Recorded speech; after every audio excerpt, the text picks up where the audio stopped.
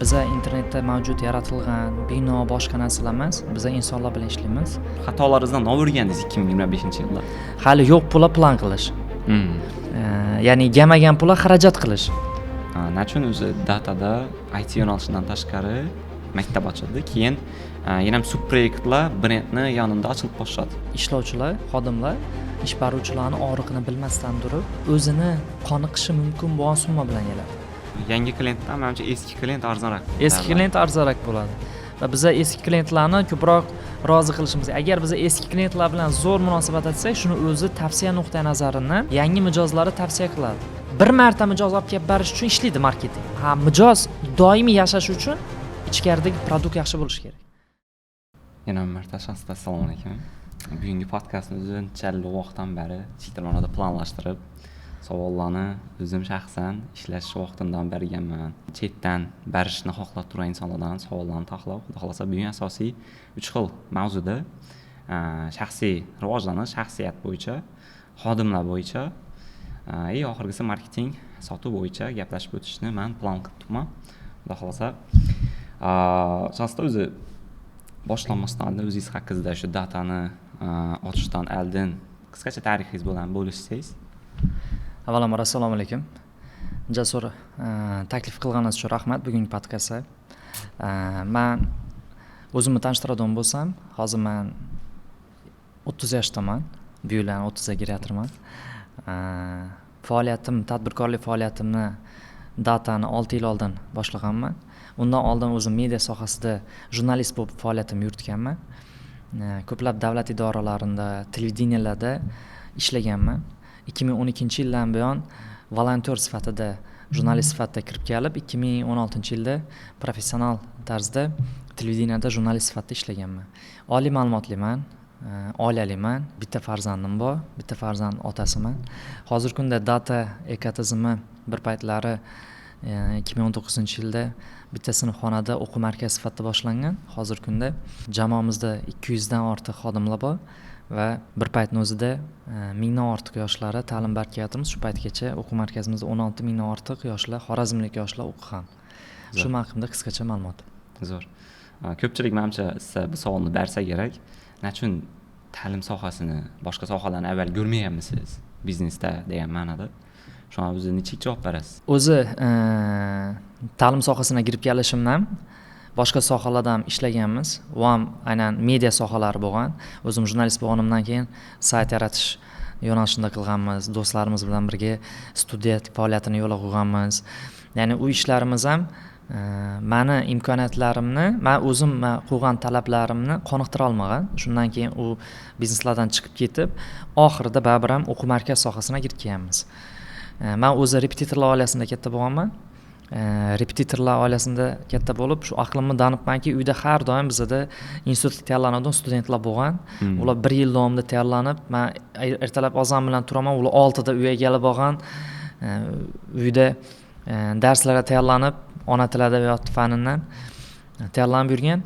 Oxir baribir ham o'zimda qonda, muhitda shu narsa bo'lgan ekanki, men baribir ham shu o'quv markaz sohasiga kirishim ham o'sha repetitorlikni zamonaviy ko'rinishi o'quv markaz shu sohaga kirishim ham menga omad olib keldi. Asli meni uydagi tug'ilib o'sgan muhitimda ko'rib katta bo'lgan narsalarim baribir ham meni taqdirimni belgiladi ekan. Shu aldima shu narsalarga kelgan vaqti o'quv markaz sohasi men uchun muvaffaqiyatli tadbirkorlik yo'nalishidan kirish qismi bo'lgan. Zo'r.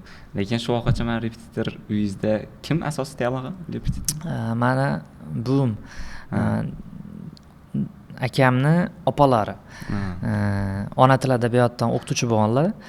Lekin keyin o'zlariga keladigan shogirdlar ko'p bo'lib, shu institutga kirishni tayyorlab berganliklari uchun juda ko'p men uyga kelar edilar. Zalda, dalanda, hamma yerda o'quvchilar bo'lar edi. Bir patok chiqib, bir patok girar edi. Uyda tayyorlaganliklari uchun har doim uyda o'quvchilar bo'lgan.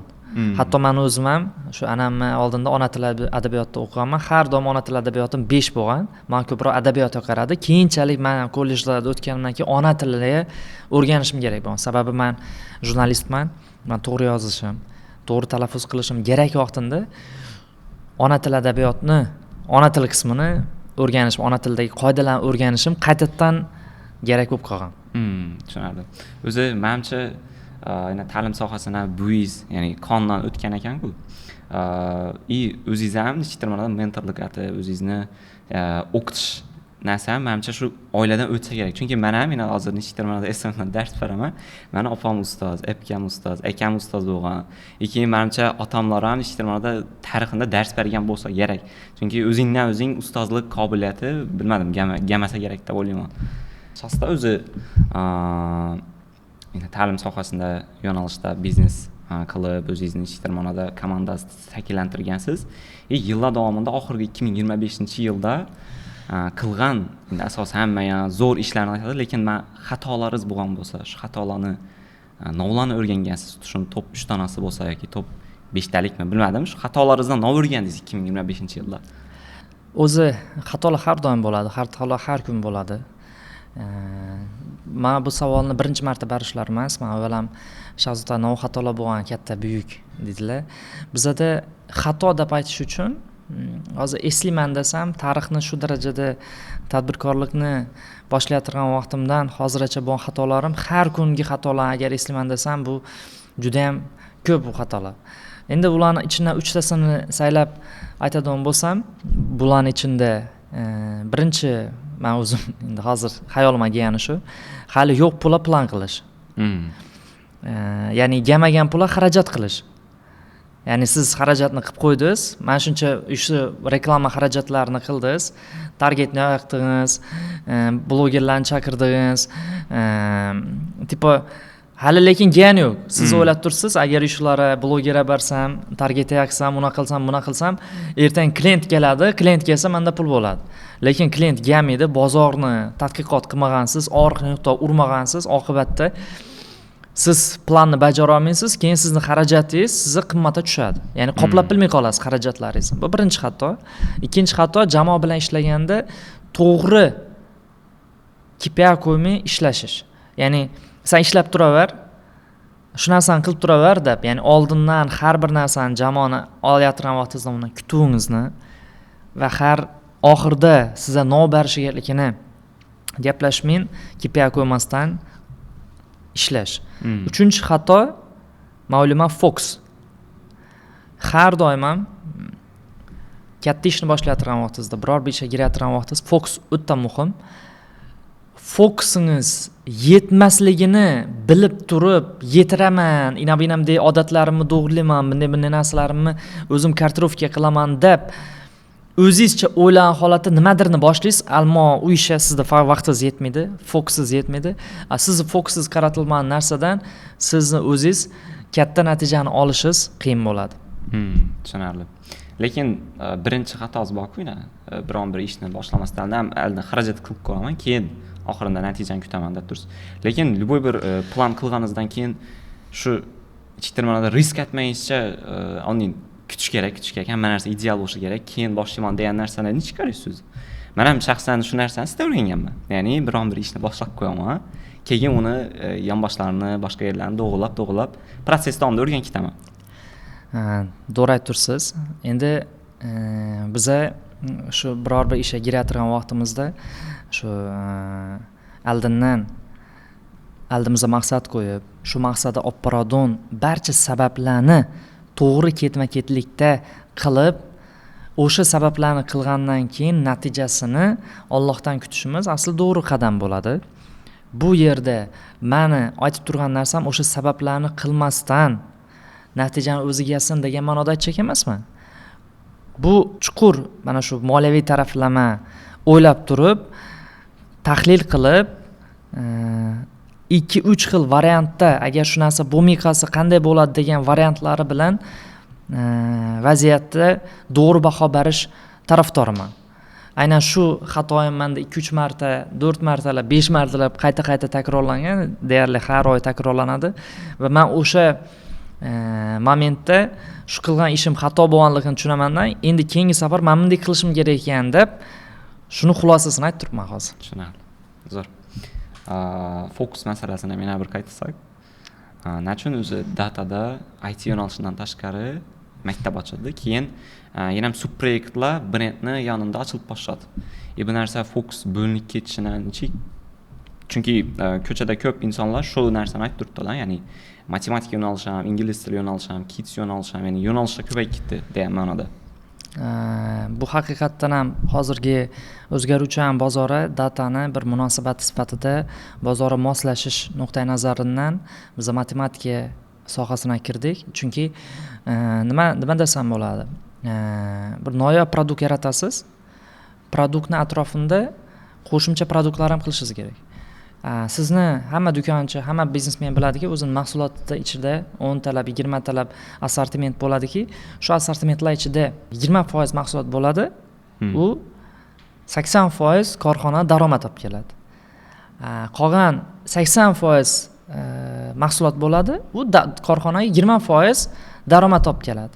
Ana shu 80% daromadi kam bo'lgan yo'nalishlar aslida mijozlarni chaqirib olish uchun bo'lishi mumkin. Ya'ni men hozir IT, zamonaviy kasblar, robototexnika desam, uncha ko'p odam yemasligi mumkin. Lekin nima uchun men matematika ochdik? Chunki ota-onani o'zi galadidan men farzandim ingliz tiliga berdim, tok kuni. Jub kuni matematikaga berajakman. Matematika kursi yo'qmi dedi. Qayta shu narsalar so'ralgandan keyin biz u kursni ochdik. Hattoki men hozir matematika kursini dimjoli reklama etmasak ham, mana 100 dan ortiq o'quvchi bu. Ya'ni bu nima uchun desangiz, uni ham analizlarini qilsak, shu bitta mahsulotning yonida yana bitta mahsulotni qo'shib sotishga o'xshaydi. Va bizlar baribir ham asosiy yo'nalishimiz, bizlar asosiy daromad olib keladigan IT yo'nalishlarimizni saqlab qoldik va o'sha yo'nalishlarda fokus berib, o'sha yo'nalishlarni yana qayta rivojlantirib boryapmiz. Tushunarli. Zo'r. Nalanchik kelgusi planlar datani. Hozir yana 2026-yil.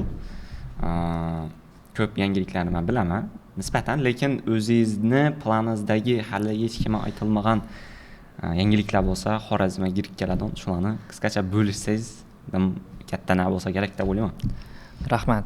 Hozirgi kunda datani yangi kompasini binosini qurish rejamizda bor. Bu datani zamonaviy maktab binosi bo'ladi. U yer inklyuziv ta'limga ham moslashgan bo'ladi. Zamonaviy industriyaga haqiqiy ta'lim binosi sifatida ichki imkoniyatlari hozirgi 2 maktab va o'quv markaz imkoniyatlaridan ham 2-3 barobar ko'proq bo'ladi. Biz hozir kattaroq shu ish sifatida, keyingi qadam sifatida shuni ko'rib turibmiz. Albatta, dunyoni o'zgartiraman, olamlari ta'sir qilaman degan maqsadimiz yo'q. Biza maqsadimiz o'zlarimizni yashab turgan hududni obod qilish. Birinchi qo'limiz yetganga, keyin nigohimiz yetganga, keyin birinchi qo'limiz yetgan, keyin ovozimiz yetganga, keyin nigohimiz yetganga yordam berish. Agar shularni biz atrof muhitimizni obod qiladigan bo'lsak, keyin asta-sekin tashqi boshqa viloyatlara, boshqa davlatlarga ta'sir qilishni boshlasak bo'ladi. Zo'r. Yana hozir kompas masalasini aytib tursiz. Yana hozir data ta'lim stansiyasi ham bor-ku. Unda yaqinda yangi kurslar qo'shildi. Xorazmda eshittirmada AI misol kirib keldi. Avval bilsangiz SMM mobilografiya datani ochish planida vaqtda uncha davom rivojlanmoqda. Hozir shunga o'xshash kasblardan qaysi kasblar bor? Ya'ni stansiya taraflama yangilik bo'ladi Xorazmda. Biz ayni hozirgi kunda mutaxassislik yo'nalishlarida yangi mutaxassislik yo'nalishlarini ochishni o'ylab turibmiz. Shu paytgacha biz hamma kurslarimizni IT bilan, kompyuter sohasi bilan, media soha bilan bog'lagan bo'lsak, hozir zamonaviy dunyoda aslida kasblar juda ham ko'p va tadbirkorlarni og'riqi bo'lib turgan yo'nalishlardan bittasi bu savdo menejerlari yo'qligi. Sotuv menejerlari, robotlar yo'qligi. Sotuv ketma-ketliklarni bilmasligi, marketingni o'qitdik, marketing atib olib kelib turibdi, lekin sotuv qadami yo'q. Mijoz bilan kim gaplashadi, nedan kiradi, qanday boradi? Marketologlarni o'zini yo'nalish bo'yicha ham kurslar yo'q. SMMni o'qitib turibmiz, mediani o'rgatib turibmiz, lekin o'zi produkt qanday hosil qilinadi, bozor qanday tadqiqot qilinadi va o'sha taraflarni chuqur girilmagan. Men o'ylayman, hozir endi sal kompyuterdan sal yiroqlashib, leksiya shaklidagi kurslarni yana qayta yo'lga qo'yish. Ya'ni o'quvchilar keladi, oldinda kompyuter durmasa ham, ular leksiya o'qib berib, HR bo'yicha, sotuv bo'yicha, marketing bo'yicha, moliya bo'yicha kurslarni yana ko'paytirib, shu yo'nalishlar ham biz asta sekin kirishimiz kerak. Va men bu zamonaviy kasblar yo'nalishida va ITdan, kompyuterdan biroz chekinib, kids yo'nalishlarimizni yana qaytadan urg'u berib, robototexnikadan ham biroz chekinib, bolalarga tabiiy sensor motorikani rivojlantirib beradigan, ya'ni teginish orqali bolalarda dunyoga yaratuvchanlikka nisbatan qobiliyatlarni ochib beradigan kulolchilik, duradgorlik, tikuvchilikka o'xshagan kurslarni ham zamonaviy shaklda yo'lga qo'yishni rejalashtirib turibmiz hozirgi kunda. Zo'r вообще yangilik. Nima desam, IT yo'nalishidan chiqtirmani kulolchilik, shunga o'xshash kasblarni odamlarga o'rgatish menimcha bir необычный подход bo'lsa kerak. Endi hozir tashqi muhit haqida ham gaplashib turibmiz. O'zi hayotingizda uchratgan va sizni hayron qoldirgan inson bormi? Danishlaringiz, ya'ni oilangizdan tashqari. Endi hozir bunday insonlar aslida juda ham ko'p. U hayotdagi atrofdagi insonlar biz o'zlarining rolina ko'ra har xil kategoriyalarda bo'lamiz. Do'stimiz, onamiz, oila a'zolarimiz, qavmimiz, qarindoshimiz, ustozlarimiz, keyin bo'lishi mumkin ukalarimiz, hamkasblarimiz. Hammasidan nimadir o'rgansa bo'ladi. Men aynan bitta inson desam, hozir boshqa inson, hozir bittasini to'xtalsam yetti shu. Lekin aslida onamizga to'xtalsak, ona haqida gapirsak bo'ladi, ustoz desak, ustoz haqida gapirsak bo'ladi. Har birisida men hayron qoladigan jihatlar juda ham ko'p. Aynan bitta insonni menimcha ayta olmasam kerak. Tanlash men uchun qiyinroq. Tushunaman. Shasta 200 dan ortiq hozir datada xodimlar bor.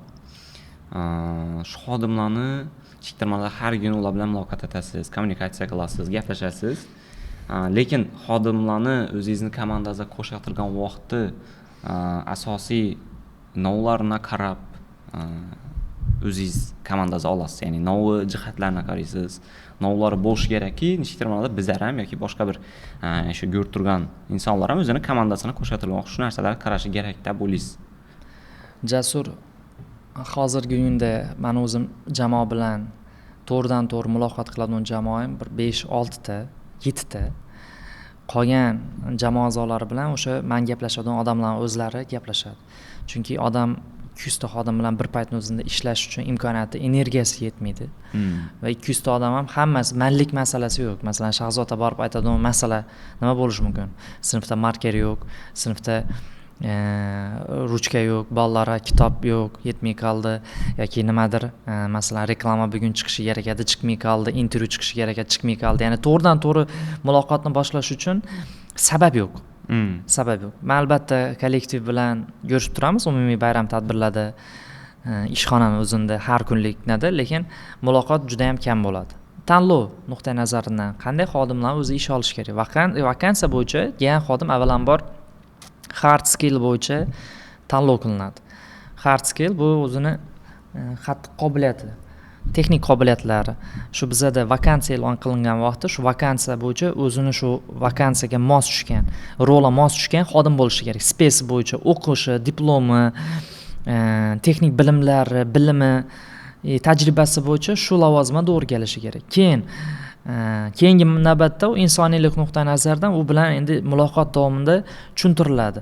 Xavfsizlik nuqtai nazari, agar u moliya bo'limida, marketing bo'limida, sotuv bo'limiga kiradigan bo'lsa, albatta u korxonaning ichki sirlarini sir saqlashi kerak.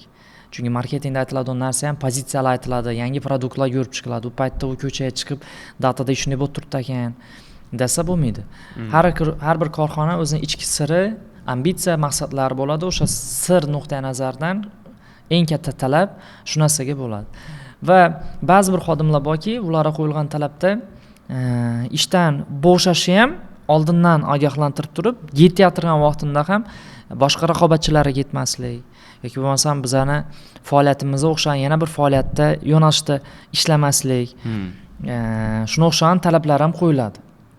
Bu ham o'zi korxonani va bu yerdagi insonlarning xavfsizligini ta'minlash, ichki sirlarni saqlash nuqtai nazaridan qiladigan talab.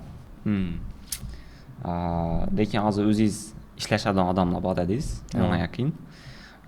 Men o'zim ham siz bilan shunday pozitsiyada ishlashganman. Siz ham shu savolni berganman avvalam.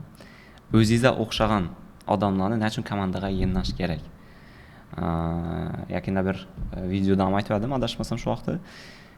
O'zingga o'xshagan emas, har kim o'zine o'xshagan, ya'ni ijtimoiyda turli xil insonlar bir komandada yemlansa, har xil ideyalar keladi.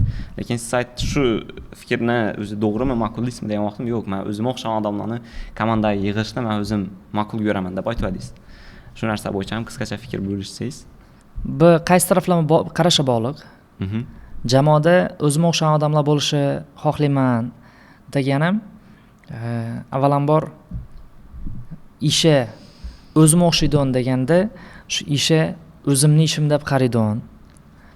Biror bir ishni qilayotgan vaqti chala tashab yetmaydigan.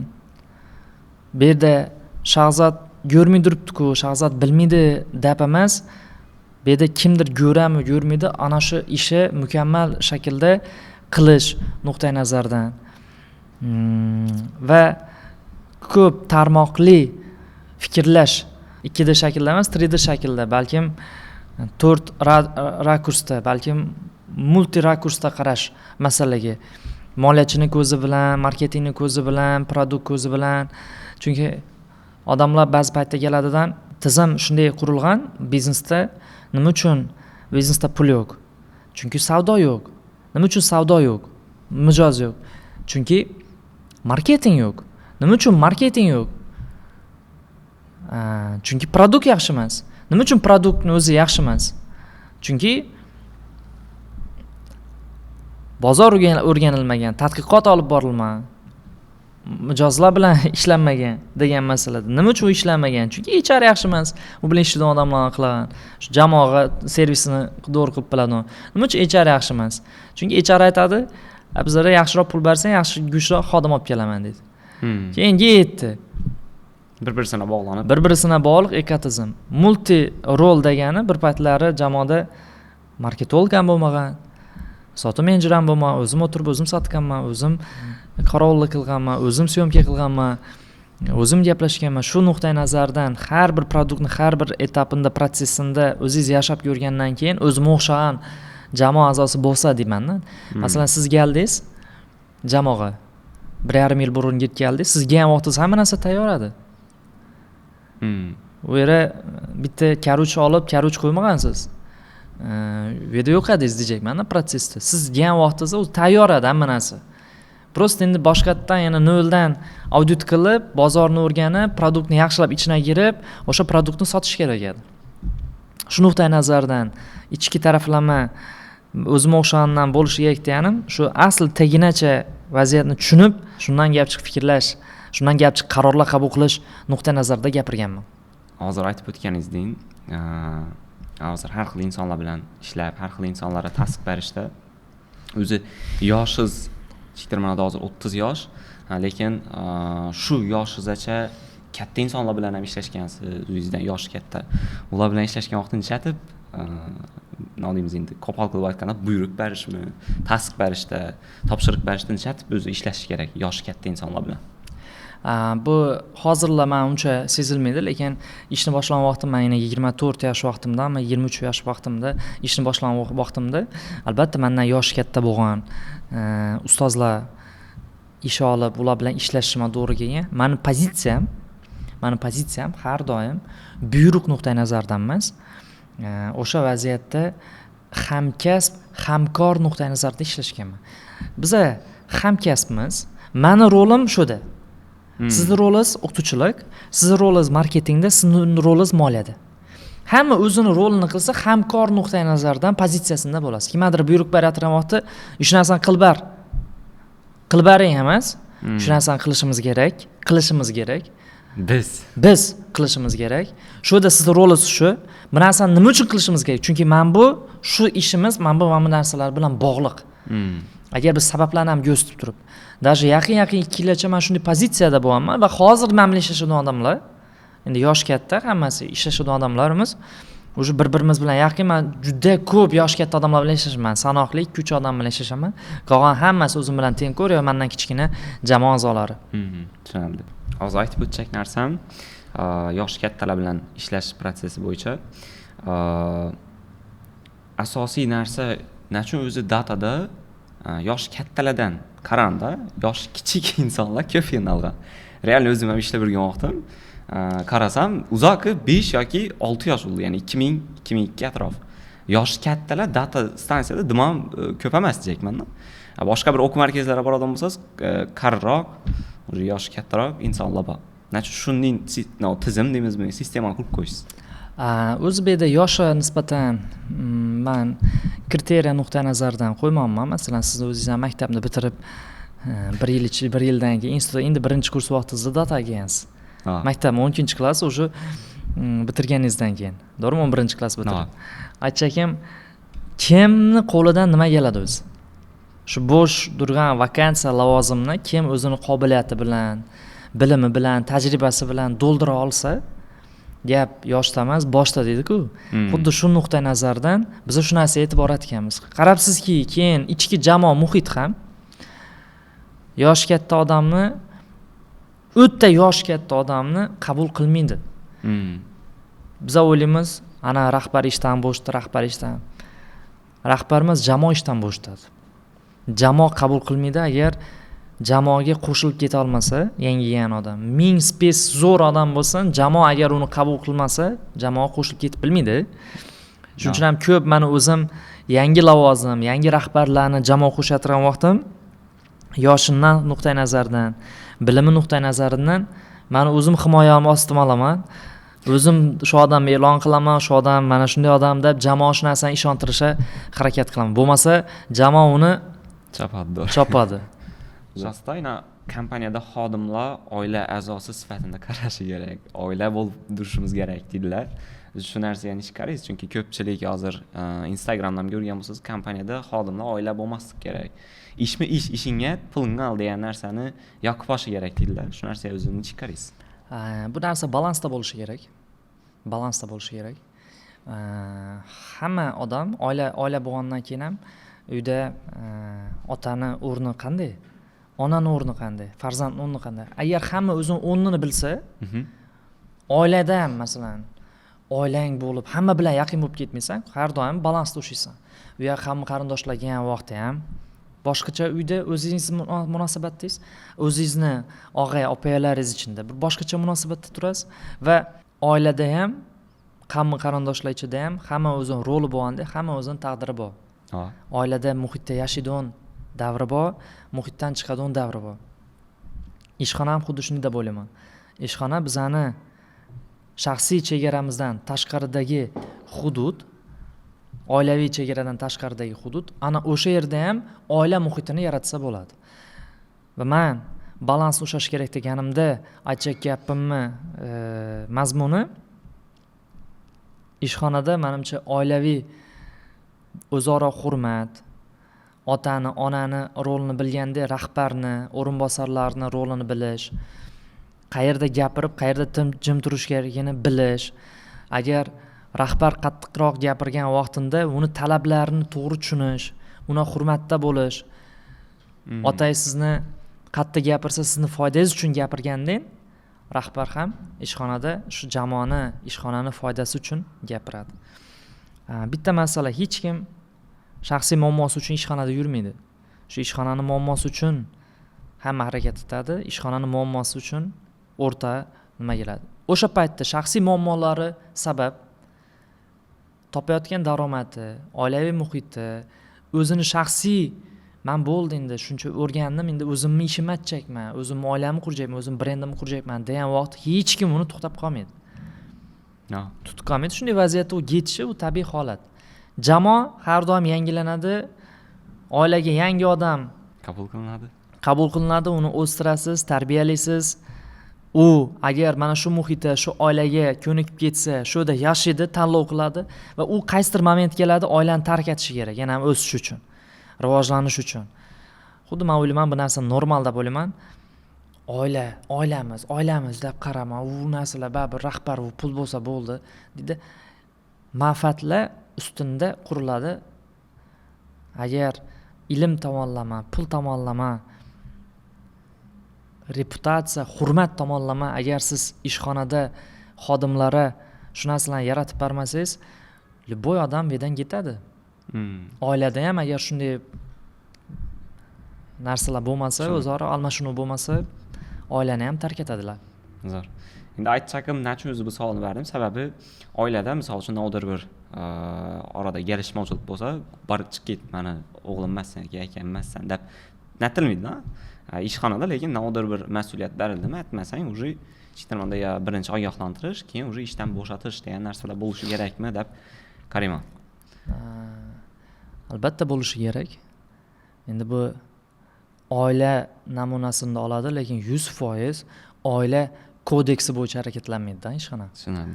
Oila namunasini oladi lekin. Zo'r. Aslida keyingi savolim, bir xodim bor. U shu ishni $100 qiladi.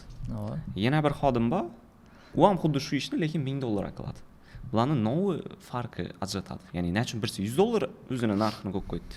Birisi $1000 o'zini xizmat narxini qo'yib qo'ydi.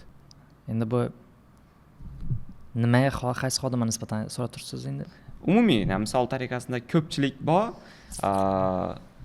o'zini mindseti, ya'ni fikrlashi xuddi shuningki, men milliy narxda ishlamayman. Lekin yana birisi bor. U ham shu, lekin fikrlashi boshqacha, ya'ni nechta ma'noda pastroq chekda ishlasam ham bo'ladi degan narsa. Lekin ikkisi ham shu bir xil ishni aytadi. Shu taraflama aytibman. Mana misol uchun o'zlarimiz ham yaqinda shu data maktab qabulida targetolog Hayot Sharaf. U ham nechta ma'noda xizmat narxini o'zini narx belgilab qo'ydi. Lekin boshqa targetologlar ham bor. Xuddi shuni ishini qilib biladi. Kerak bo'lsa undan ham nechta ma'noda yaxshi, lekin biz bilmasligimiz mumkin. Shu taraflama aytibman. Endi nechun biza shuning xodimi biza menga $100 emas, menga $1000 berib ishlatadilar, ya'ni biznes egalari degan ma'noda savolni beribman. Endi bu qaysi lavozimda ishlashina bog'liq. Agar muhim bo'lgan palalarda biznesning o'zini budjeti bo'ladi. Budjet doirasida biz har doim ishlovchilar, xodimlar ish beruvchilarni og'riqni bilmasdan turib, o'zini qoniqishi mumkin bo'lgan summa bilan keladi. Asli o'sha muammoni narxini, o'sha muammo hal bo'linmasa, uni oqibatida yuzaga kelishi mumkin bo'lgan zararlarni o'lchab bilmaydi va og'riqdan gap chiqmayin, o'zini narxi bilan kelganligi uchun balkim shunday bo'ladi. Bizlari Hayot Sharafov bilan misol uchun targetolog bilan ishni boshlayotgandik. Targetolog o'zining narxini aytdi. Misol uchun deylik, misol uchun deb aytibman, $4000 bir oyni. O'sha ishni $400 qiladigan odam boda tursiz. $4000 deb aytdi. Nima uchun biz $4000 rozi bo'ldik? Uni o'zi bizlar uchun turib tutdi. Hozir agar menga pul bermasangiz, sizlar olib kelmoqchi bo'lgan mijoz, bitta mijoz 3 so'm va u sizlarda yashash davomida olib keladigan foydasi mamnuncha so'm va sizlar mana shu mamnuncha so'm puldan $4000 berishga rozi bo'lmay turibsizlar. Kalkulyatorda hisoblab berdi. Va meni ulushim 0.01% ham men sizlar topadigan pul qatorida. Lekin men sizlarga shu narsani beramanki, sizlar точный narsani qadamlari, sabablarini qilgan bo'lasizlar va men sizlarga shu otchotlarni qilib beraman. Ya'ni u masalani ichini A nuqtadan B nuqtagacha, S nuqtagacha bo'lgan davrda boshidan oxirigacha bizlarga ko'rsatib berdi. Hozir $400 targetolog nishitadi. Shu videoda target yoqish kerakmi dedi. Bo'ldi, eksperiment. Yetdi, sizning ishingiz eksperiment uning uchun. Eksperiment, chunki u narsa yoqmagan, bo'ldi, sizning pulingiz ham havo uchadi. Ana u odam nishitadi, u ham eksperiment etadi. Lekin unda tajriba yuqoriroq bo'lganligi uchun avval qilingan xatolarni qilmaydi. Yangi boshlovchida xato qilish ehtimoli yuqoriroq bo'ladi. Endi hozir og'riq tatib tursiz. Bu og'riqni biznes egasidan sug'urib olishni nechik yo'llari bor. Ya'ni men ham o'zimni xizmatimni sotaman. Endi men ham shu biznes egasini nima problemasi bo'libdi. Men o'zim xizmatim bilan shu problemani yechib beraman degan planni aytaman. Lekin ko'pchilik biznes egalari shu og'riqni doskонально yechmaydi. Просто yuzaki aytadilar. Savollarni berib nima qilinadi-kudan. Lekin shu ba'zi biznes egalari shu og'riqni aytasi kelmaydi. Bunga sabab nima? Yoki nechik o'zi nishat shu og'riqni topsa bo'ladi degan masala bor. Agar buni yalangina jasur biznes nuqtai nazaridan qaraydigan bo'lsak, har bir tadbirkorni topib biladigan puli bor. Maksimal chegara bor.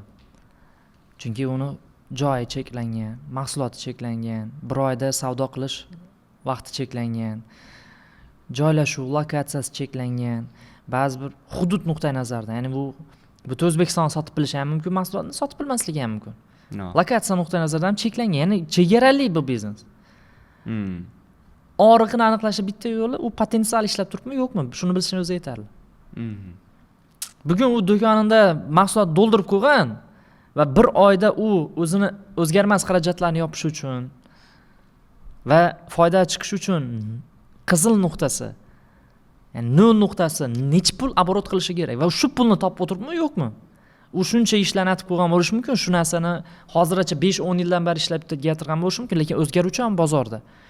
Va endi siz bordingizki, shu og'riqni biljayapman. Og'riq nerda?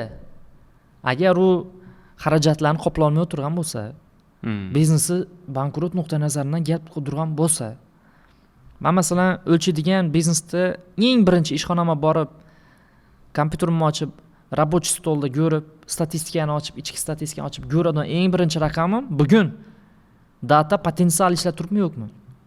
O'zini ish quvvatida. Masalan, men bir oyda 1,5 ming bola o'qitib bilaman, lekin menda 1000 bola o'qib turibdi. Nima uchun men 500 bola o'qitib bilmay turibman? Nima uchun? Nima qilsam o'qitaman 500 bolani. Topib turgan pulni o'lchaymiz, lekin yo'qotilib turgan pul ham bor-ku. Topishingiz mumkin edi, lekin topmadingiz shu pulni. Sizga foyda bo'lishi mumkin edi, lekin siz nimadir ishlarni qilmadingiz, nimadir xodimlarni to'g'ri o'rgatmadingiz, o'qitmadingiz. Shu nuqtai nazardan yo'qotilgan pul. Og'riq ana shu yerda yashaydi. Og'riq ana shu yerda yashaydi. Siz uni kelib, yana raqobatchining shunday video qo'yibdi, men aynamda video ishlab baraman. Bunday qo'yibdi. Buni ham tag zamirinda u potensial ishlayajak. O'zini potensiallarini to'liq ishlatjak. Shu korxonani shuncha narsani olib kelib, kallasini bir yere olib kelgan odam endi shu narsadan xalq manfaat ko'rishini, o'zi manfaat ko'rishini xohlab turibdi. Lekin shu nuqtaga chiqmay turibdi. Ana shu yerda og'riq yotibdi. SMMchi borib video qo'yib beraman, bir oyda 10 post, palancha so'm. Shu og'riqni yechim berami, u yakunda uni savdosi ta'sir qiladimi? Sotuv menejeri, HR borishi, hammasi ana shu og'riqqa borib taqaladi. Xo'p, siz aytganingizda men ham qo'shilaman. Lekin men immuniy vaziyatlar ham bo'ladi. Misol uchun, biznes egasi o'zini problemasini aytib turibdi, realniy. Keyin soha mutaxassisi ham o'zini qilib beradigan sabablarni yechimini aytib turibdi. Keyin oxirida okey, shu summa ishlaydigan bo'lsang, shu problemamni yechib berasan. Lekin bir oydan keyin yoki 2 oy ishlashadigan bo'lsa, 2 oydan keyin qilinmasana, garantiya berasanmi degan narsa bor. Ya'ni biznes egasi tomonidan qo'yiladigan narsa. Hech kim hech qaysi narsaga garantiya berib bilmaydi. Lekin qilinadigan ishlarni aytilishiga garantiya bersa bo'ladi. Shuning momentlarini chiqarasiz, o'zi biznes egasi garantiya so'rashi to'g'rimi? To'g'ri emas. Bu endi qaysi lavozim uchun bo'lganligi to'g'ri emas. Marketingda ham sabablarni asosan marketing. Marketingda agar sabablarni qiladigan bo'lsa, men sabablarni qiluvchi odamman. Natija baribir ham ahvatdan, boshqa narsadan. Lekin siz maksimalniy shu narsa natijalar chiqishi uchun harakat qilishingiz kerak. Mediani ishlagan vaqtingizda musiqasi, foni, detalnacha ichidan yirib, yaxshi qilib chiqarib berishingiz kerak. Ya'ni tadbirkor, zakazchik kutib turgandan ham ko'proq qiymatni berishingiz kerak. Yana men sizga shu narsalarni aytvadim, lekin men shuncha video qildimdan siz kutganingizdan ko'proq narsani berdim. Degan maqsadda. Bitta video joylashni o'zi bilan hal bo'lmaydi-da, sabablarni qilish kerak deganim shu targetini yoqish, to'g'ri selliy auditoriyaga girish, bozorni tadqiqot qilish, videolarni chiqarayotgan vaqt og'riqlardan gap chiqib qilish. Ya'ni sabablarni qilish deganda xuddi shu nuqtai nazardan keng doirada aytib turibman. Agar biz mana shu barcha sabablarni qilib oxirinda natija bo'lmadi desak ham, u oranda sizni mas'uliyatingiz bo'lmaydi. Oranda. Tadbirkor ham o'zi kutib turganligini kutuvlarni to'g'irlashi kerak. Albatta boshdan mendan shu natijani so'ramaysiz. Mendan inam natijada endi shu narsalarni beraman sizga. Mijozga alishi, savdoz oshishi, inam narsalarni qilinishi siz bu narsalarni so'ramaysiz mendan. Inam narsalarni so'raysiz deb kutuvni to'g'irlab qo'yishingiz kerak. Chunki marketolog bilgan narsani tadbirkor bilganda marketolog chaqirmasadi. Chunki marketologni o'zi o'qitishi kerak tadbirkorni. Tushunarli. Shunda umumiy xulosamiz bu tematika bo'yicha garantiya so'rash noo'rin, lekin qilinadigan ishlarning sabablarini garantiya berish bu to'g'ri deb umumiy xulosa qilib qo'yamiz. Siz savdoga garantiya etmasangiz ham lita garantiya so'rashi mumkin. Lita olib kelib berasan deb. Targetologga yoki lidlar soni, masalan qaysidir savdolar bor, lid muhim emas, masalan supermarketlar tarmog'i, Chakana savdo. chakana savdo, lid muhim emas, odamlar soni muhim, do'konga kiradigan odamlar soni muhim. Lid degani bu telefon nomer aytib qoldirib, men shu mahsulotni sotjakman, oljakman, ma'lumot bersangiz deb telefon nomer qoldiradi. Shunday vaziyatlarda shu narsani o'zini plan qo'yish mumkin, chunki budjet ajratilgan bo'ladiki, shu lidni olib kelish uchun. Shunday vaqtida shuna plan qo'yish mumkin. Lekin aynan shu olib kelgan lidni savdochi borishi o'sha sotuv menejeri produktni sifatini, shu yerda o'tiradigan call centerda, receptionda savdogarlar o'zina bog'liq bo'lib qoladi. Ya'ni marketolog olib kelib berdimi lidni, bo'ldi, orani bilishi yo'q. Zo'r. Shunda yana bir qiziqarli savol bor. Datani marketingini o'zi oyidan necha so'm byudjet sarflanadi agar sir bo'lmasa? Oyliklarni o'zini adashmasam bir 70 milliondan ortiq. Maktab общий datani nasini aytibmiz.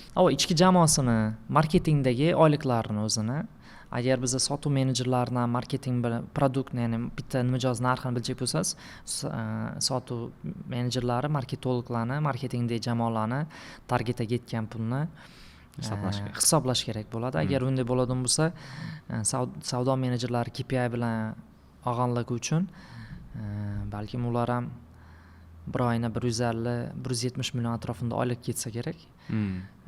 Точныйsini endi moliya biladi. Outsource ishlashadigan odamlarimiz bor, media tomonlama outsource chiqqan. Ya'ni qaysidir videolar bor, outsource ishlashasiz.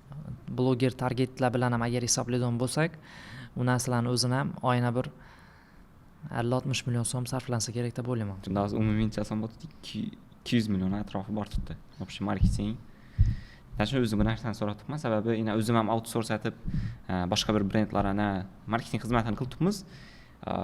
Shu narsani men misol tariqasida aytadigan bo'lsam, aytadilar, ya'ni ishonish taraflama sal ishonmaydilar deyapman. Zo'r. Marketing komandalari o'zi datada ekosistemasida hozirda kimlar ishlab turibdi? Ya'ni bu narsani so'rashimning ham sababi bor. Boshqa bir biznes egalarini o'zini marketing komandasini qurayotgan vaqtda shuni misol tariqasida o'zlarini olish uchun. Endi jamoa nuqtai nazaridan sanab beraman, kimlar qanday roldagi lavozimda odamlar borligini, lekin aynan shuni boshqa tadbirkorlarga tavsiya qilib, sizlar ham shunday bo'lishingiz kerak degan fikrdan yiroqman, chunki hamma baribir ham ko'rpasini qarab oyoq uzatadi. Agar unda budjet bo'lmasa, ishi bo'lmasa, u baribir ham vaziyatga qarab moslashishi kerak. Bitta lavozim, bitta vazifani 3-4 ta vazifani bitta xodim bajaradigan yerlar bo'lishi mumkin. Lekin bizda mana ko'p yillardan beri shu hozirgi sostav yig'ilib kelayotir. Jamoada hozir marketingda eng tepada turadigan vakili bu produkt marketolog. Produkt bilan ishlaydigan marketolog. Bu lavozimda sizni o'zingiz ham bir muddat ishlagansiz. Produktni o'zi, ya'ni marketingning asosiy vazifasi bu mijozlari mahsulot yaratishdan boshlaydi-da, glavniy ishi. Mahsulot atrofidan quriladi hamma narsa. Shu nuqtai nazardan produkt bilan ishlaydigan marketolog uni atidan ish audit qiladi, klientlar bilan o'rganadi, feedbacklar oladi, bozor tadqiqot qiladi, raqobatchilarni o'rganadi. Shu produktni alternativini kimlar sotib turgan bo'lsa, shularni o'rganadi, tadqiqot qiladi va shundan gap chiqib, oriqlardan gap chiqib, marketing strategiya ishlaydi. Biz mana shu produktni shunday maqsadda yaratib qo'yibmiz, mana shunday tartibda sotishimiz kerak degan gapni aytadi. Undan keyin SMM jamoa bo'ladi. SMM jamoasining ustida content bo'lim rahbari, content manager, brand face, ketken, videograf, mobilograf, montajchi, grafik dizayner, targetolog и community manager bo'lishi mumkin, account manager bo'lishi mumkin. Akkauntlarga joylab o'tiradigan. Ya'ni sanaganim bir 10 ta odam sanagan bo'lsam, bizning har bir marketing jamoamizda maktabda buyanda kamida 5 nafardan odam ishlab turibdi. Uchimni sentrning jamoasida ko'proq, bir 7-8 nafar bola ishlaydi, adashmasam, marketing jamoani o'zimda. Zo'r. O'zi marketing komandani outsource bergansiz menimcha, ma'lum miqdorda data stansiyada o'zi outsource berayotgan vaqtingiz nechik kriteriyalar, ya'ni nechik o'lchamlarni qo'yasiz ular? Savdo o'lchamini qo'yilgan. Postlar soni savdoga ta'sir qilishi kerak va lead olib kelib berishi kerak. asosan mana shu narsalarga qo'yilgan. Endi uni qaysi taraflama qilishi taktika. Siz strategiyani belgilab berasiz. Mana shu yerga borishimga A nuqtadaman hozir. B nuqtam shu yerda. Shu B nuqtaga borishim kerak. Bu nuqtaga borgan vaqtim mana narsalar bo'lishi kerak. Deb. Endi bu yerda to'g'ri postlar soni necha bo'lishi ularni oyligini belgilaydi. Ichki xarajatlarni o'zlari ko'rsatadi. Lekin outsource olayotgan odam bizlar leadni olib kelib bersa ham, shu post leadga ta'sir qilishi kerak. U kreativ bilan, balkim target bilan, balkim o'zining живой ahvoti bilan leadga olib kelib berishi kerak. Agar lead kelsa, sotuv menejerlari u lead bilan gaplashib, telefonlashib, o'sha lead bo'lib tushgan telefon nomerini egasini telefon qilib, farzandini, o'zini uchemiz sentrga chaqirib, ularga kurslarimizni targ'ib qiladilar, sotadilar. Outsource taraflama nachun aytibman. Sababi hozir Xorazmda ham menimcha oydan oyga outsource komandalar bor. Ya'ni media bo'yicha, SMM bo'yicha, custom, branding agentstvalar qurilib botirda. Lekin yana bir narsa bor, ko'p mutaxassislar Xorazmdan Toshkentga ketib turibdi. Yani shaxsan o'zimdan, sizdan donidon insonlar bor, Toshkentga ketib, bu yerda rivojlanishni, ko'proq pulini oshirishni xohlatibdilar. Nachun Xorazmda shunday biznes egalarini aytib bermayaptilar. Ya'ni shular nachun men so'rayman, realni biznes egalari bilan hech terminalda kelisha olmagan yoki Xorazm bozorida o'sish yo'q. Yani ko'pchilik biznes hali marketingdan pastda turibdilar. Ya'ni ularni уже qoniqtirmagan bu yerdagi bozor. Endi bilmadim, yana shunday degan fikrni men eshitib turman. O'zi siz nechta qaraysiz buni? Nachun ko'plab zo'r mutaxassislar Toshkentga ketib ishlatib turibdilar. Endi buni ko'pchilik uchun men aytish haqqim yo'q deb o'ylayman. Kim ketgan bo'lsa, albatta o'zini haqiqati bilan ketgan. O'zini nimadir ishonib ketgan, nimadir tayanib ketgan. Men hozir ularning miyasida nima bor edi shu vaqtda? Pul uchun ketdimi, obro' uchun ketdimi, balkim bu yerda o'zi uchun jamoa topilmadimi, muhit topilmadimi, reputatsiya bo'lmadimi, balkim o'shadan bir o'zi uchun yangi komfort zonadan chiqib, bir yangi o'zi uchun mavhum bo'lgan, lekin o'sha yerda biladiki, shu yerga borsam men o'saman degan umid bilan ketdimi? Bu odamning o'zi biladi. Endi biza viloyat nuqtai nazaridan qaraydigan bo'lsak, haqiqatan bu yerda bitta hozir o'zgaruvchan zamonda marketing taraflama odamlarga yangilik kerak. Xorazm auditoriyasi, Xorazm bozori yangilikni ijobiy qabul qiladi. Biz yana maktab ochdik, o'quv markazi ochdik va bu yangilik o'rtacha 1 yil, 1,5 yil tortib beradi.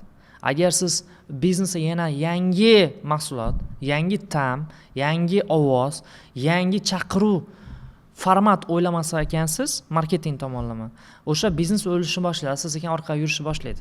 Siz har doim mijozlarni e'tiborini ushlab turishingiz uchun siz har doim yangiliklar ustida bo'lishingiz kerak. Trenddan qolmasligingiz kerak, modadan qolmasligingiz kerak. Agar siz savdozni ushlab turajak bo'lsangiz.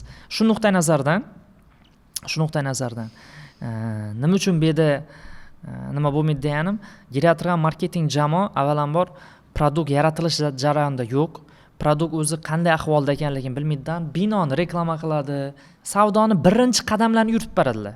Lekin savdo bitta reklama posti bilan savdo bo'lmaydi axir. Arayanda yana uni servisi bor, joylashuvi bor, ichki mahsuloti bor.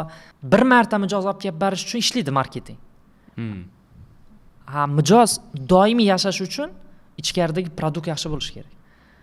Siz reklama qilasiz, bitta odam ko'radidan eshitganmiz shunday.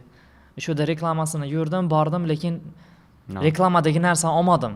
Asosheniyani olmadim, mahsulotni olmadim, ovqatni yemadim, servisni kutmadim. Uncha emas ekan dedi. Shu nuqtai nazardan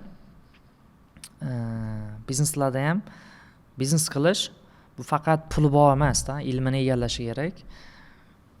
Shu hamma narsani tartibli, tizimli shaklda yuritish kerak bo'ladi. Balansni ushlab, moliyani ham, HRni ham, sifatni ham, marketingni ham, sotuvni ham, korxonani o'zini ham, yuridik taraflarini ham ushlab tadbirkorlar ishlashi kerak. Faqat marketingni iborat emas-da, korxonani o'zi. Tavsiya deb tursiz, tavsiyani shab oshirsa bo'ladi biznesda. Ya'ni boshqa insonlarga aytish, ya'ni donishlarni tavsiya qildirishni nishatib ham kuchaytirsa bo'ladi. O'zingiz biladigan usullar bo'lsa aytib o'tsangiz. Ustozlarim aytaradi, biznesni o'zi 2 dona qiladigan ishi bor marketing orqali. Birinchisi eski mijozni ushlab qolish, ikkinchisi yangi mijoz olib kelish.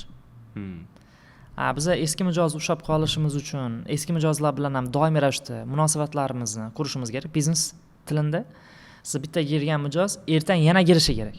Chunki siz o'sha mijozni olib kelish uchun reklama qildingiz, blogerlarga pul berdingiz, target qildingiz, marketing jamoani ishladingiz, u klient girdi, taomingizni tatib ko'rdi, ertaga yana shu mijoz keladigan bo'lsa, уже sizga bir martalik pul olib keldi, ertaga yana pul olib keladi.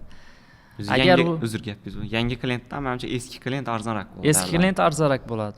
Va biz eski klientlarni ko'proq rozi qilishimiz. Agar biz eski klientlar bilan zo'r munosabat etsak, shuni o'zi tavsiya nuqtai nazaridan yangi mijozlarni tavsiya qiladi. O'zi marketing tadqiqotlaridan ham ko'p shu narsa ro'y qilingan. Biznes qancha ko'p kuchli marketing qilar ekan, odamlar undan qochishni boshlaydi. Agar biz qanchalik premium studiyada, premium mikrofonlarda gapirar ekanmiz, bu qimmat bo'lsa kerak deb o'ylashni boshlaydi.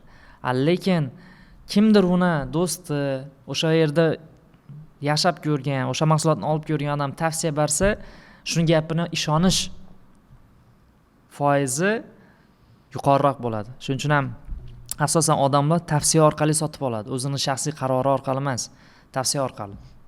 Endi tavsiyani oshirishda nima qilish kerak asosan? Endi hozir men tushunishim bo'yicha birinchi produktni zo'r aytish kerak, odamlar уже yeb ko'rgan vaqtda, ishlatib ko'rgan vaqtda уже nechta ma'noda avtomatik odam tavsiya qilib berishi kerak. Lekin produktni yaxshilagandan keyingi etaplarda tavsiyani oshirish uchun nechta usullaringiz bor? Masalan, tavsiya qilish uchun bizani formatda biza ko'proq o'quvchilari rag'batlantiruvchi qo'lna sertifikatlar, coinlar, shunga o'xshagan narsalarni beramiz. Siz haqingizda mavzu ochilishi kerak. 2 odam, 4 odam o'tiribdi. 4 odam o'tirgan vaqtida maktab temasi ochildi. Shu vaqtda maktab temasimi, o'quv markazi temasimi siz haqingizda gap bo'lishi kerak va shu joyda sizni mahsulotingizni tatib ko'rgan odam o'zini живой misolini aytib berishi kerak.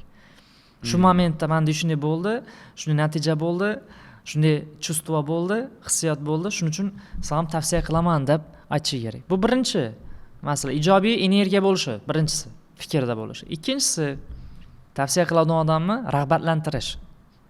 Buni ko'plar aytadi, masalan, Mo'kama 5-marta girsang mut deydi. Yana qo'ldan beradi, voucher beradi. Gaz zapravkaga shunday girsang mut deydi.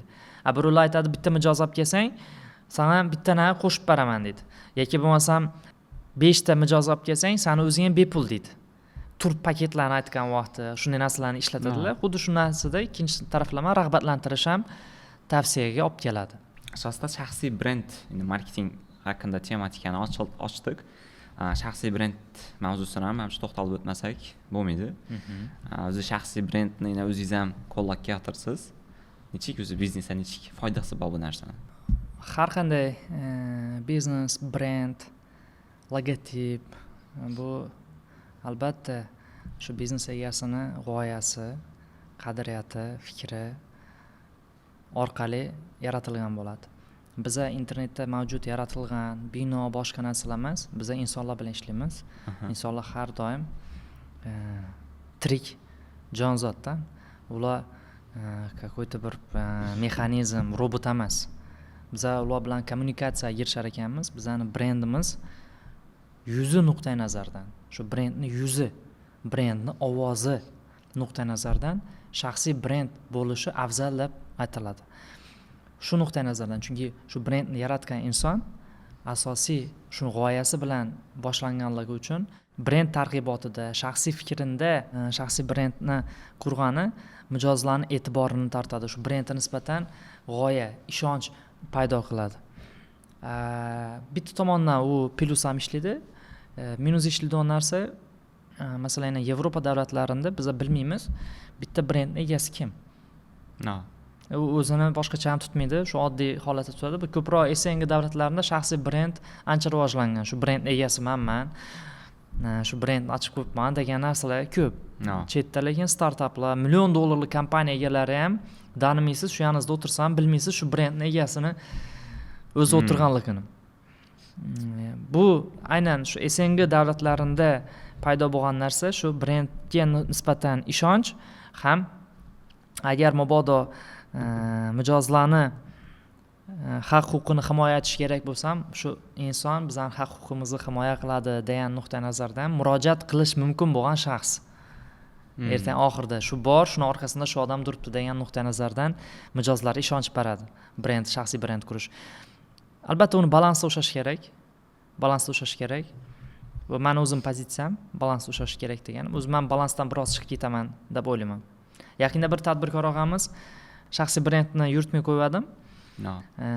Endi bu narsaga vaqt yo'qligi bir taraf, keyin o'zi xotirjamlik nuqtai nazaridan bir taraf. Odam o'zi qanchaklim yetuk bo'lib, qanchaklim o'zini ustida ishlab, shaxsiy rivojlanish ketma-ketligida ishlar ekan, albatta u o'zini chegaralarini o'zi uchun qo'yib olishi kerak. Halovati agar topchak bo'lsa, odamlari kimdir bo'lib, nimadir bo'lib namoyon bo'lish emas, avvalambor o'zi uchun o'zini ichki tomonlama to'lqinni tushib olishi kerak.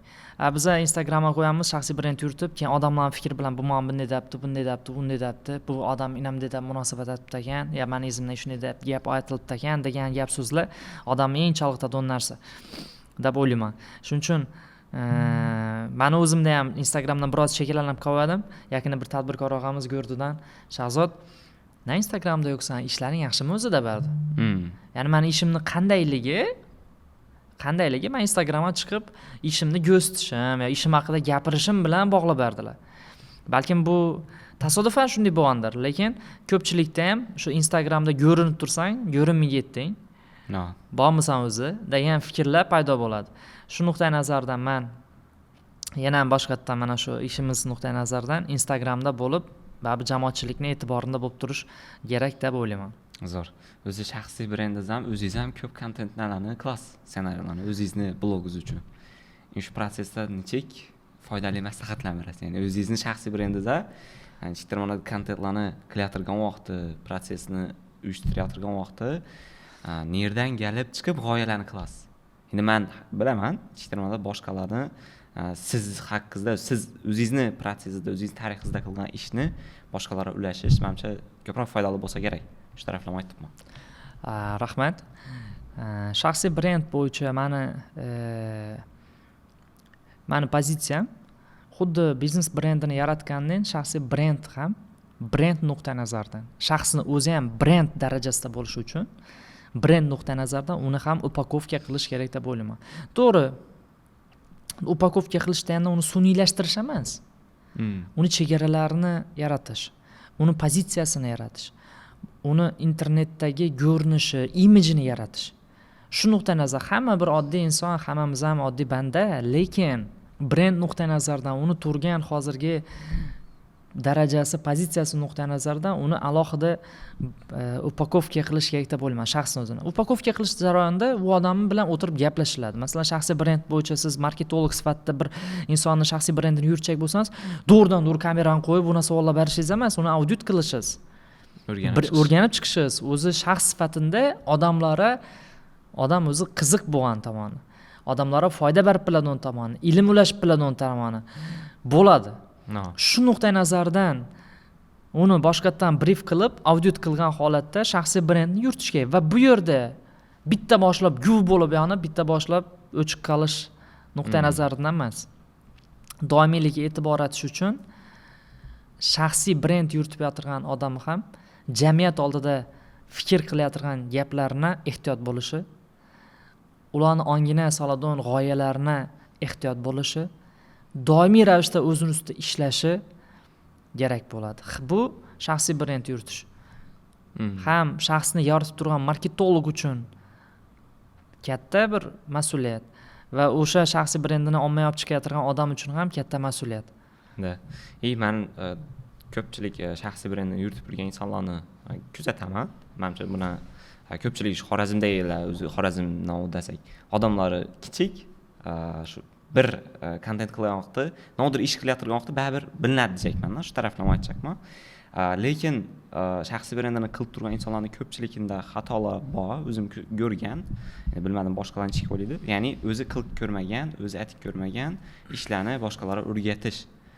Shu taraflama aytmoqchiman, siz o'zingizni har doim kontentlaringizda nerdan g'oyalarni topasiz? O'zingiz tajribangizdanmi yoki qilgan xatolaringizdan yoki endi qilish planingizdagi narsalardan g'oyalarni olasizmi degan ma'noda aytib turardim.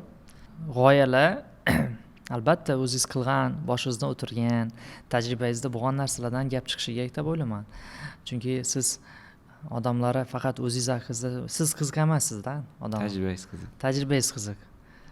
Shu yerda baradon aytadigan gapingiz qiziq. Absolyut men odamlarga qiziqman deb o'ylaydigan odam adashadi. Siz o'zingiz oilangizdan boshqa hech kimga qiziq emassizda. Men hozir shunday desam nechik bo'ladi ekan, bunday desam nechik bo'ladi ekan. Shu aytadigan gapingiz kimgadir ziyon yo foyda bo'ladigan bo'lsa, shunda qiziqsiz. Ziyon bo'ladigan bo'lsa, shunda siz ziyon bo'lgani uchun siz so'raydilar, foyda bo'ladigan bo'lsa rahmat aytadilar. Rahmat, zo'r foydali bilim oldim deydilar. Shu nuqtai nazardan shaxsiy brendda chiqadigan odam ham o'zining tajribasidan gap chiqib, o'rnidan, yoshidan, turgan pozitsiyasidan kelib chiqib gapirishi kerak deb o'ylayman. Zo'r. O'zing chala vaqt bo'ldi shaxsiy brendingiz bo'yicha yana ishlab yurganingiz? O'zi men uncha ko'p ishlamaganman shaxsiy brend bo'yicha. Men o'zi odatda shaxsni o'zi emas, uni qilgan ishlari u vaqtida gapirishi kerak degan pozitsiyada bo'lganman. Keyin qilgan ishlarimiz odamlarning ko'zina ko'rinib boshlagandan keyin meni eshitish boshladilar. Men avval ham bir xil gap so'zlardim, hozir ham o'sha gapni so'zlayman, lekin avval biror bir ishni qilmasdan burun ommaning oldina chiqib gapirayotgan vaqtimda, masalan, birinchi marta men datani ochgan vaqtim, hali bitta ikkita sinfxonam bor. Hali u data emasda, hozirgidek. O'sha paytda meni bir yoshlar bilan uchrashuvga chaqirdilar. Men bilim ulashib turibman ularga. Shaxsiy rivojlanish, kitob o'qish. Shu vaqtda bir bola zalning orqasidan qo'l ko'tardi. Men savol berjaga o'xshaydi desam, marhamat savolingiz bo'lsa bering desam, o'rnidan turdidan "Mashinangiz bor" dedi. Absolyut menda mashina yo'q shu vaqt. Va meni eshitish uchun meni tan olishi kerak auditoriya. Tan olish uchun albatta siz nimadir qilishingiz kerak. Material nuqtai nazaridan isbotlashingiz kerakki, boshqalarga siz eshitishga loyiq insonsiz. Rezultatlar bo'lishi kerak. Case, bu ish odam bu yerni egasi ekan, bu shuncha ishnatib qo'yibdi ekan, paloncha so'm pul topadi ekan degan nuqtai nazar. Lekin aytadigan gapingiz o'sha oddiy odamlar gapi. Harakat qil, intil, orzu qo'y, maqsad qo'y, lekin u do'stingiz aytsa pishay deysiz. Da. Bir yil qo'yadingiz-ku shu bo'yicha. Ya'ni shu bir xil gapni do'sting aytsa boshqacha qaraysan, o'zing tan olgan odamning aytsa boshqacha qaraysan. Shu odamlarning munosabati o'zi belgilab beradi. Sizga bo'lgan munosabati belgilaydi. Ta'sir ham kim aytganidan bog'liqdan, so'zni kim aytganidan bog'liq, u ta'sir darajasi ham. Zo'r. Keyingi savolim asosan shu shaxsiy brend bo'yicha. Shaxsiy brendda o'zim ham boshlab turgan vaqtim networking dimam kuchlamas edi. Lekin boshlagandan keyin networking orttirish yana foizi oshdi. O'zi networking qurishda, orttirishda shaxsiy brendning rolini chalanda bo'laysiz. Ya'ni o'zingiz ham shaxsiy brend orttirdingiz, ya'ni rivojlantirdingiz. Boshqa insonlar bilan tanishish, networking nechik bo'ldi? Juda kuchli, foydali. Shaxsiy brend qurib boshlaganingizdan keyin odamlar bilasizmi qanday? O'zbekiston yaqinda bir statistikani o'qidim. Depressiyasi bo'yicha, tushkunlik kayfiyati bo'yicha yuqori o'rinlarda turadi ekan. Bu statistikani shaxsan o'zimdan aytmadim, kimdandir eshitdim. Depressiyasi bo'yicha.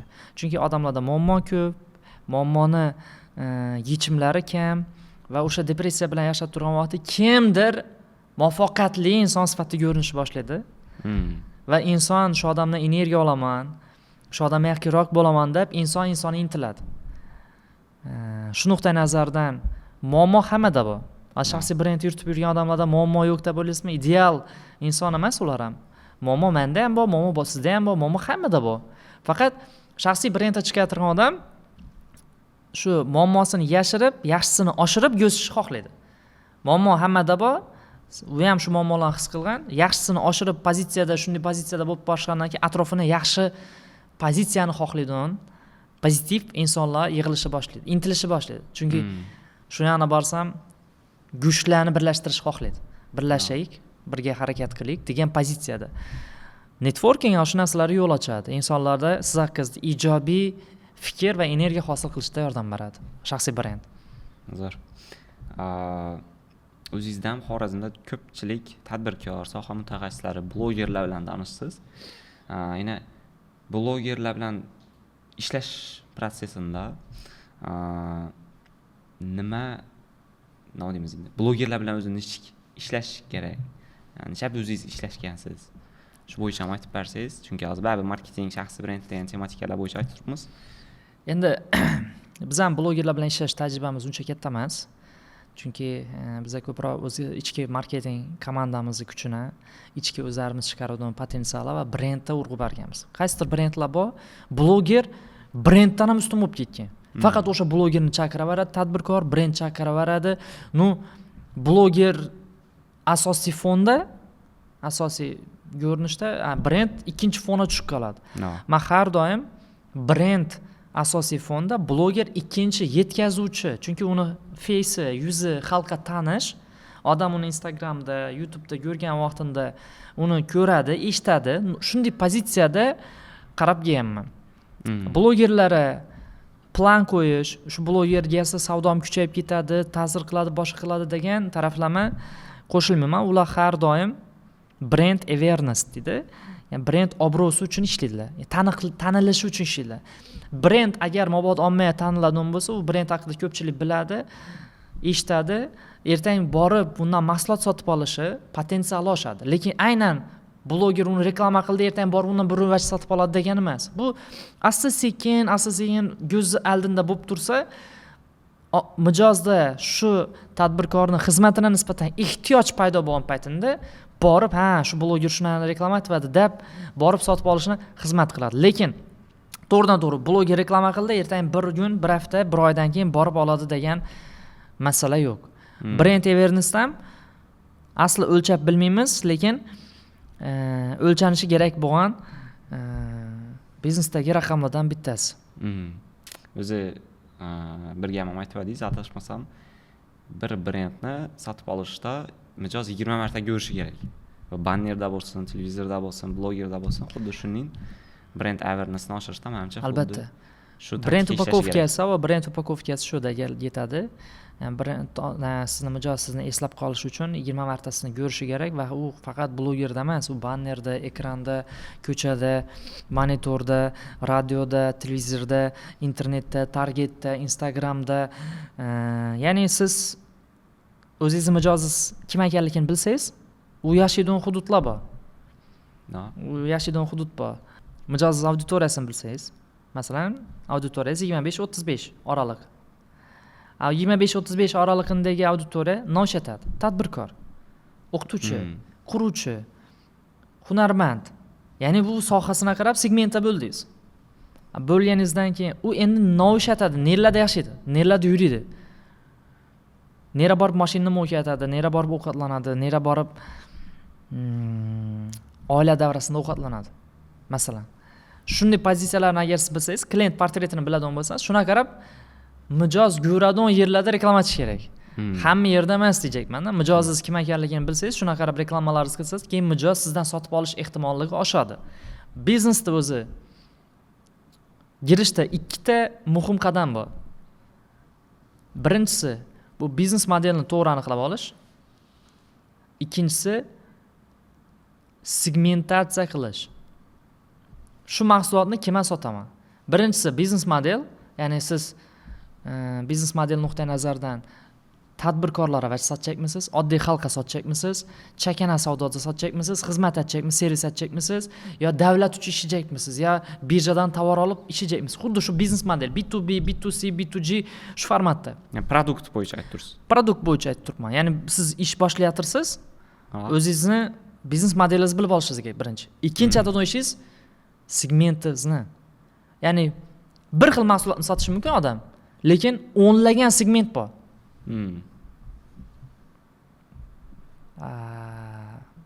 O'nlagan segment bor. Masalan, o'quv markazimiz deymiz. O'quv markaz, hamma o'quv markaz bir-birini raqobatchi bo'lib ketaveradimi? Yo'q, biri repetitor atadi, institut tayyorlaydi, biri kasb tayyorlaydi. Kasb tayyorlagan vaqtdan biri bu zamonaviy kasb montajni o'rgatsa, biri syomkani o'rgatadi, biri SMMni o'rgatsa, biri bozor tadqiqotini o'rgatadi. Xuddi shu momentda segmentingizni bilsangiz, o'zingizni segmentingiz shuni og'riqlaridan, ehtiyojidan gap chiqib mahsulot beradigan bo'lsangiz, siz bozordan ajralib chiqasiz. Ajralib chiqasiz, noyobligingiz oshadi. Zo'r. Raqobatchilar bilan konkurensiya etmaysiz.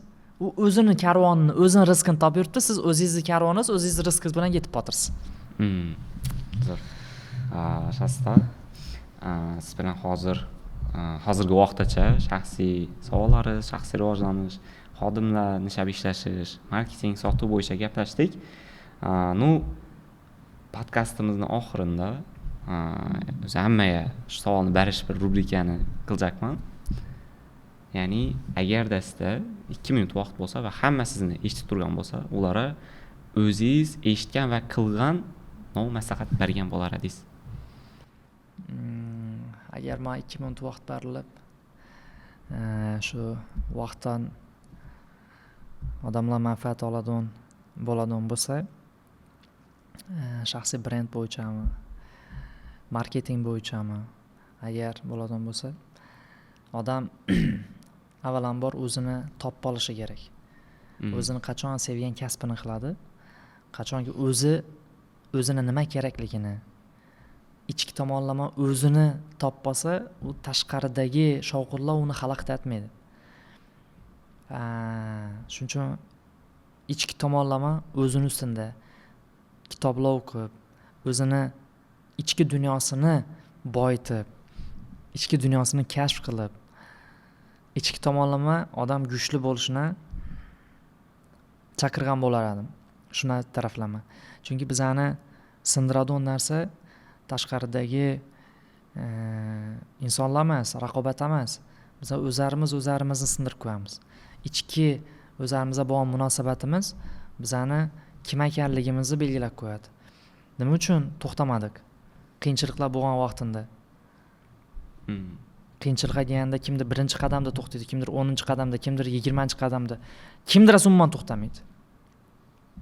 Bu insonning o'zini ichki energiyasi, ichki ruhiyatini ko'p narsa bo'lib taqaladi. Shuning uchun agar inson muvaffaqiyatli bo'lmoqchi bo'lsa, boshqalarga namuna bo'lmoqchi bo'lsa, o'zini ichki tomonlama kashf qilishi kerak deb o'ylayman. Ichki tomonlama ruhiyati bilan ishlashi kerak deb o'ylayman. Zo'r. Hamma aytib o'tgan javoblaringiz uchun, o'zi umuman podkast uchun tashrif buyurganingizga kattakon rahmat. To'g'risi, o'zingiz ham menimcha yoshlarni dim ko'p qo'llab-quvvatlaysiz, shaxsan men. Keyingi podkastlarimizda so'ragan bo'larim, kimni chaqirib, ulardan fikrlarni olib, shu ko'rib turgan yoshlara ishlar ma'noda manfaatli bo'ladi deb taklif beradilar. Asli bunday insonlar juda ham ko'p. Taklif berishimiz mumkin. Insonlardan aytsangiz. Danidon insonlardan bera chaqirish mumkin bo'lgan.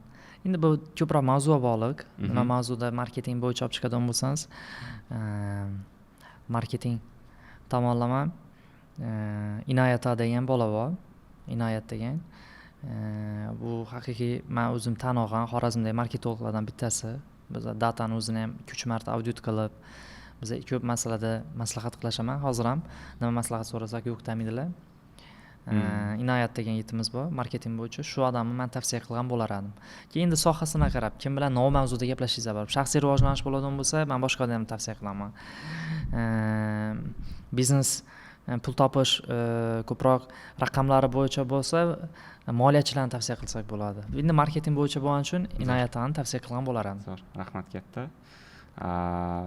Barcha bergan javoblaringiz, fikrlaringiz uchun albatta keyingi nodimiz podkastlarimizdan taklif qilamiz xudo xolasa. Boshqa sizga fikrlaringiz bo'lsa ayting. Tak, Jasurbek rahmat sizga shu podkastga taklif qilganligingiz uchun hurmat qilib. Men o'ylayman bugungi fikrlarimiz manfaatli bo'ldi. Agar yana tomoshabinlarda nodir savollar qolib ketgan bo'lsa, agar buni YouTube'ga qo'ysangiz yoki Instagramga qo'ysangiz, yana ham javob bersalar, savollarni komment yozsalar, biz qo'ldan kelgancha men o'zim ham e'tibor etib, savollarga ham javob berib o'tish imkoniyatlarimiz bor, ko'rib chiqamiz. Bu sizning loyihangizga omad tilayman. Bu loyihangiz yanada rivojlanib, el yurtga manfaat beradigan, ilm ulashadigan loyiha bo'lsin. Bugungi mana shu suhbatimiz olib borayotgan studiya egalarini ham, Bu yerda operatorlarimiz ham mana shu yerda rahmat aytaman. Shunday bir ajoyib bir studiyada bugun yozib olib turibmiz. Alloh ish qilib, ilmimizni ziyoda qilib, bu podkastimizni manfaatli qilsin. Rahmat. Rahmat sizga ham katta.